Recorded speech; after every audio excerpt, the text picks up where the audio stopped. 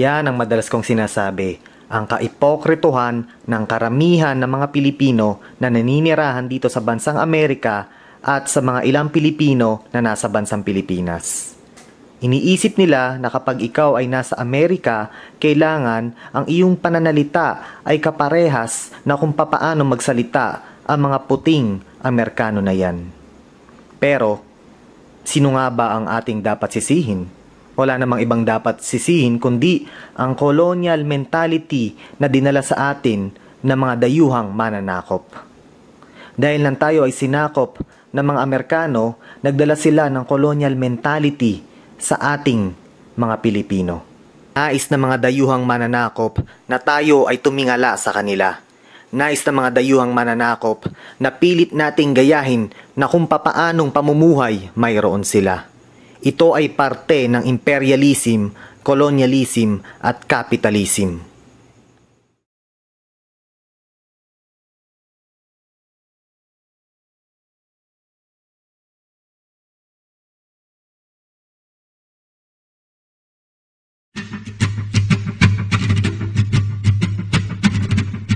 Bibigyang kapangyarihan ang malawak na mamamayan.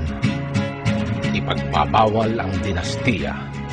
Palalahukin ng masa. Reformang elektoral at pampolitika. Representasyon ng mayorya. Itataguyod ang mabuting pamamahala. Mananagot ang korap, bertugo at mandaraya. Bayad sa dayuhang utang, sa taong bayan ilalaan. Tagapaglingkod na tapat, tapat sa sambayanan.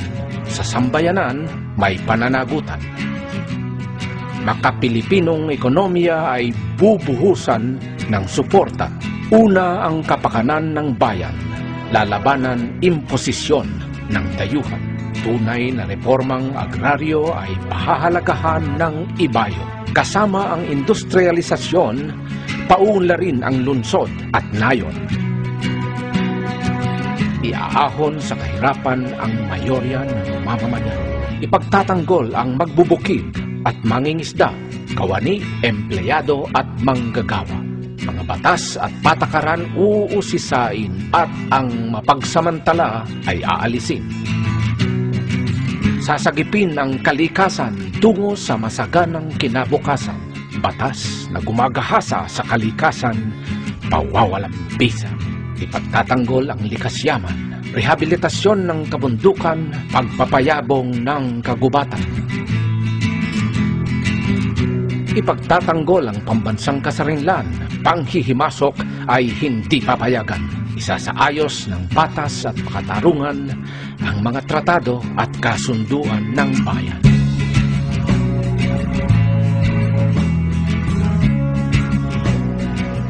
Demokratikong karapatan, ipagtatanggol at ipaglalaban.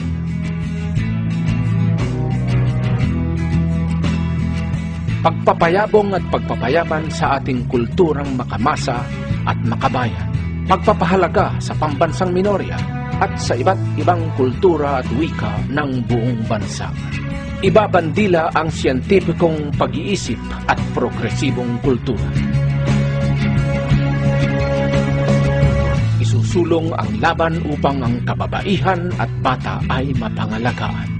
Pantay na representasyon, pantay na partisipasyon, lalabanan ang pang-aabuso, lalabanan ang pandarahas. Itataguyod ang kagalingan at panghahawakan ang karapatan, anuman ang piliing kasarian ng sinumang mamamayan. Isusulong ang proseso para sa tunay at pangmatagalang pagbabago. Isang tunay at pangmatagalang kapayapaan, isang kapayapaang makatarungan. Pilipino para sa pagbabago. Pagbabago para sa Pilipino. Halina, baguhin ang lipunan. Tayo na at maging makabayan.